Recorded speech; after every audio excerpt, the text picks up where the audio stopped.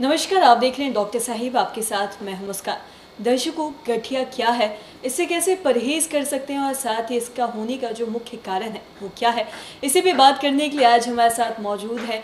आपको दर्शकों बता दूं कि आज जो हमारे साथ मौजूद है उन्हें पद्मश्री से सम्मानित किया गया है और साथ ही वो बिहार ही नहीं बल्कि पूरे देश के जाने माने ऑर्थोपेडिक सर्जन है, डॉक्टर आर्यन सिंह। सर, बहुत बहुत स्वागत है आपका। बहुत बहुत धन्यवाद। सर, आपसे जानना चाहूँगी कि गठिया एक ऐसी बीमारी है जिसके बारे में सभी जानते हैं, लेकिन आपसे मैं जानना चाहूँगी कि इससे कैसे परहेज कर सकते हैं।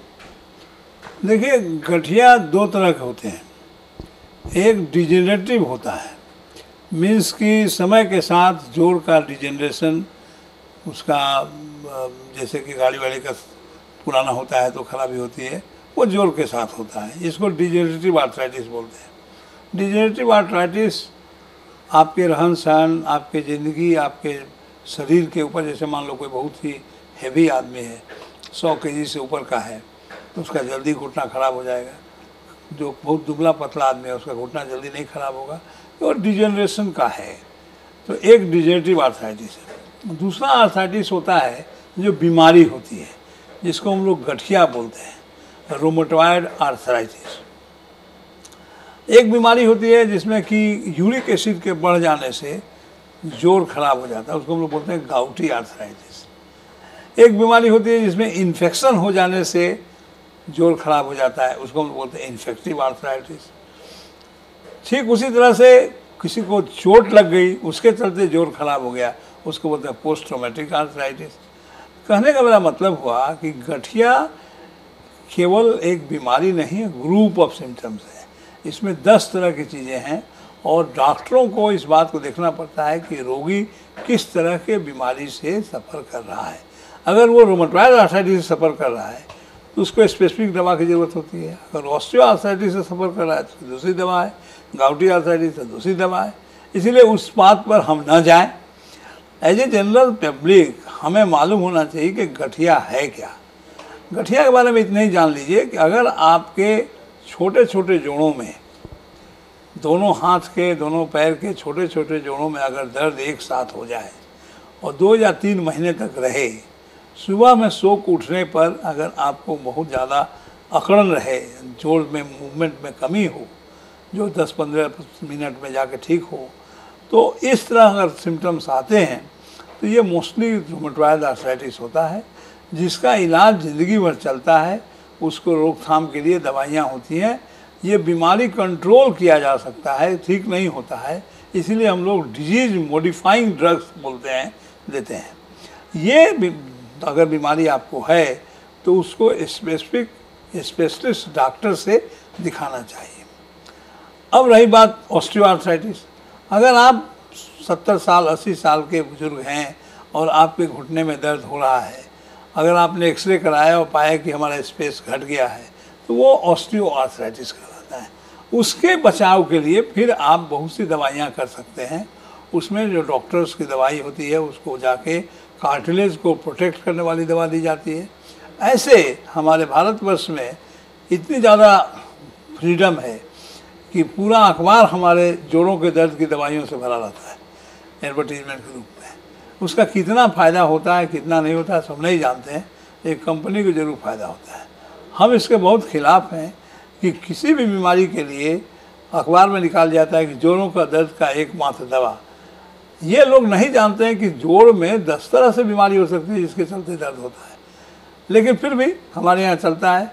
तो कभी भी जोड़ में दर्द अगर हो, आर्थराइटिस हो, आर्थराइटिस का मतलब जोड़ का दर्द अगर होता है, तो अगर समय से ज़्यादा चोट लग गई, थोड़ा दर्द हो गया, कोई बात नहीं, लेकिन 2 या 3 महीने तक दर्द हो रहे, अगर उससे बढ़ता रहे, अगर आपको सीढ़ी चढ़ने पर, सीढ़ी से उतरने के समय में घुटने में दिक्कत होने लगे, अगर आप इंडियन स्टाइल टॉयलेट में बैठने में दिक्कत होने लगे, तो आपको स्पेशलिस्ट से दिखा करके स्पेसिफिक ट्रीटमेंट लेना चाहिए। लेकिन मसल का जो एक्सरसाइजेज है वो ज़रूर करते रहिए। तो मैं समझता हूँ कि लोगों को गुमराह न कर करके कि ये दवाई खाने से ये बीमारी ठीक हो जाएगी, ये गलत है। हर एक बीमारी की अलग स्पेसिफिक दवा होती है और उसके लिए स्पेशलिस्ट को दिखाना मैं समझता हूँ आपके स्वास्थ्य के लिए अच्छा है। जी सर, और जैसा कि सर हम गठिया की बात कर रहे हैं, तो जो भी गठिया से ग्रसित है तो उन्हें क्या खाने से बचना चाहिए? क्या परहेज? अच्छा, अब जैसे गठिया की बात मैंने करी, जैसे गाउट, यूरिक एसिड अगर बढ़ा हुआ है किसी का, उसके चलते अगर जोड़ खराब हुआ है तो आपको खाना पर परहेज होना चाहिए।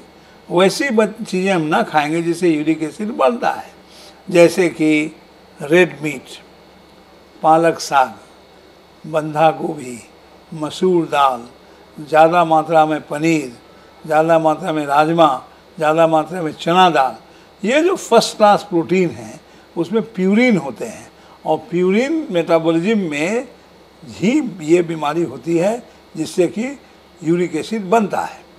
तो हमें वो सब चीज़ ना खानी चाहिए ताकि हमारा यूरिक एसिड ना बने। अब होता क्या है यूरिक एसिड बनने में कि हम ज़रूरत से ज़्यादा अगर हमारे शरीर में यूरिक एसिड हो जाता है तो वो क्रिस्टल के रूप में जॉइंट में जमा हो जाता है, और वो जॉइंट के रगड़ करने से जॉइंट को ख़राब करता है।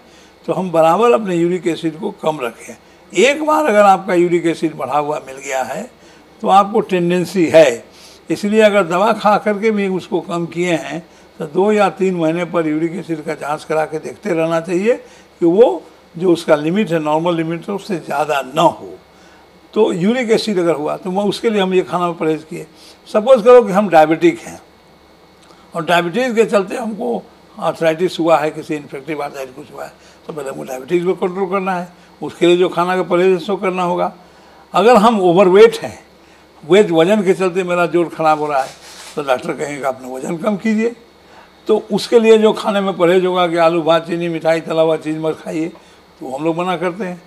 इसीलिए किसी भी चीज़ के लिए स्पेसिफिक नहीं है, लेकिन मूलतः बात इतनी ही है कि अपने शरीर के वजन पर ध्यान रखिए, बैलेंस डाइट लीजिए और कोशिश कीजिए कि जो भी सीजनल फ्रूट उसको खाएं, क्योंकि सीजनल फ्रूट हमें शरीर में वो सब तत्व देते हैं जो हमें बहुत ज़रूरी है, जो हमें बाहर नहीं मिलता है। तो सीजनल फ्रूट्स, उसका रेगुलर एक्सरसाइजेज और avoid junk food like pizza and other से जो भी है, ये सब को अवॉइड कीजिए, बिकॉज वो लोग वो लेस फाइबर युक्त पदार्थ है जो आपके आँत से लेकर के आपके शरीर को ख़राब करता है। इसीलिए green vegetables, fresh fruits and regular exercises से आपका गठिया से आप वंचित रहेंगे और अपने सुखद ज़िंदगी जिएंगे। जी सर, बहुत बहुत शुक्रिया सर ये तमाम जानकारी के लिए। Thank you. तो आज हमने समझा कि गठिया होने का जो मुख्य कारण है वो क्या है और कैसे इससे परहेज़ कर सकते हैं, और साथ ही जिन भी लोगों को गठिया है उन्हें क्या खाने से परहेज़ करना चाहिए, बचना चाहिए। तो आशा करते हैं जो तमाम जानकारी है आपके लिए लाभदायक रही हो। तो आज के इस वीडियो में इतना ही। अगर आपने अब तक हमारे चैनल को सब्सक्राइब नहीं किया तो तुरंत कर ले, साथ ही हमारे फेसबुक पेज को लाइक करें। वीडियो देखने के लिए आपका धन्यवाद।